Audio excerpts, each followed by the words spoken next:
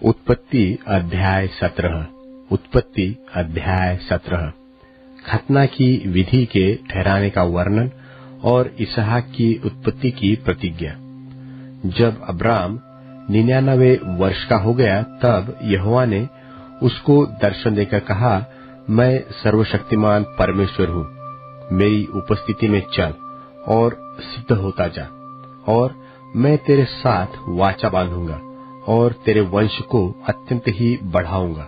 तब अब्राम मुंह के बल गिरा और परमेश्वर उससे यूं बातें कहता गया, देख, मेरी वाचा तेरे साथ बंधी रहेगी, इसलिए तू जातियों के समूह का मूल पिता होगा। सो अब से तेरा नाम अब्राम न रहेगा, परंतु तेरा नाम इब्राहिम होगा, क्योंकि मैंने तुझे जातियों के समूह का मूल पिता ठहरा दिया है, और मैं तुझे अत्यंत ही फुलाऊंगा, फलाऊंगा और तुझको जाति जाति का मूल बना दूंगा, और तेरे वंश में राजा उत्पन्न होंगे, और मैं तेरे साथ और तेरे पश्चात पीढ़ी पीढ़ी तक तेरे वंश के साथ भी इस आशय की युग युग की वाचा बांधता हूँ कि मैं तेरा और तेरे पश्चात तेरे वंश का भी परमेश्वर रहूंगा, और मैं तुझको और तेरे पश्चात तेरे वंश को भी यह सारा कनान देश जिसमें तू परदेशी होकर रहता है, इस रीति दूंगा कि वह युग युग उनकी निज भूमि रहेगी, और मैं उसका परमेश्वर रहूंगा।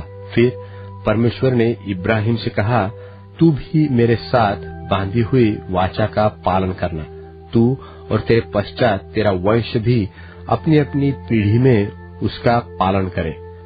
मेरे साथ बांधी हुई वाचा जो तुझे और तेरे पश्चात तेरे वंश को पालनी पड़ेगी, सो यह है कि तुम में से एक एक पुरुष का खतना हो।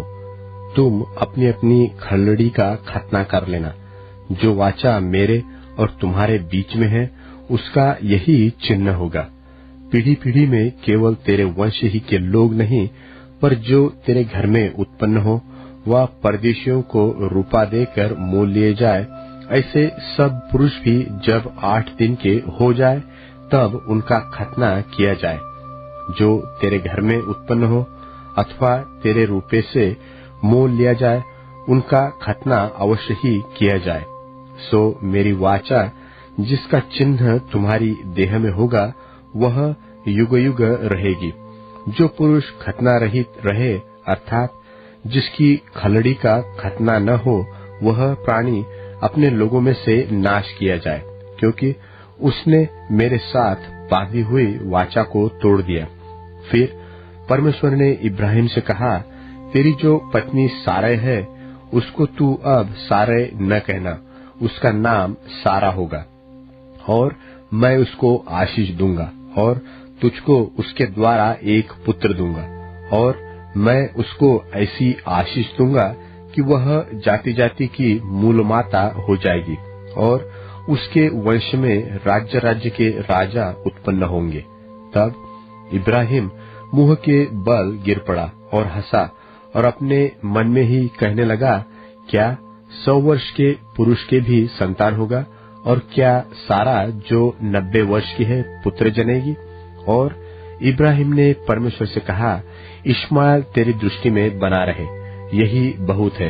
तब परमेश्वर ने कहा, निश्चय तेरी पत्नी सारा के तुझसे एक पुत्र उत्पन्न होगा, और तू उसका नाम इसहाक रखना, और मैं उसके साथ ऐसी वाचा बांधूंगा जो उसके पश्चात उसके वंश के लिए युग युग की वाचा होगी। और इश्माएल के विषय में भी मैंने तेरी सुनी है, मैं उसको भी आशीष दूंगा और उसे फुलाऊंगा, फलाऊंगा और अत्यंत ही बढ़ा दूंगा। उसके 12 प्रधान उत्पन्न होंगे, और मैं उससे एक बड़ी जाति बनाऊंगा, परंतु मैं अपनी वाचा इसहाकी के साथ बांधूंगा, जो सारा से अगले वर्ष के इसी नियुक्त समय में उत्पन्न होगा। तब परमेश्वर ने इब्राहिम से बातें करनी बंद कर दी और उसके पास से ऊपर चढ़ गया। तब इब्राहिम ने अपने पुत्र इश्माएल को और उसके घर में जितने उत्पन्न हुए थे और जितने उसके रुपए से मोल लिए गए थे, निदान उसके घर में जितने पुरुष थे उन सबों को लेके उसी दिन परमेश्वर के वचन के अनुसार उनकी खलड़ी का खतना किया। जब इब्राहिम की खलड़ी का खतना हुआ तब वह 99 वर्ष का था, और जब उसके पुत्र इश्माएल की खलड़ी का खतना हुआ तब वह 13 वर्ष का था। इब्राहिम और उसके पुत्र इश्माएल दोनों का खतना एक ही दिन हुआ, और उसके घर में जितने पुरुष थे जो घर में उत्पन्न हुए तथा जो परदेशियों के हाथ से मोल लिए गए थे, सबका खतना उसके साथ ही हुआ।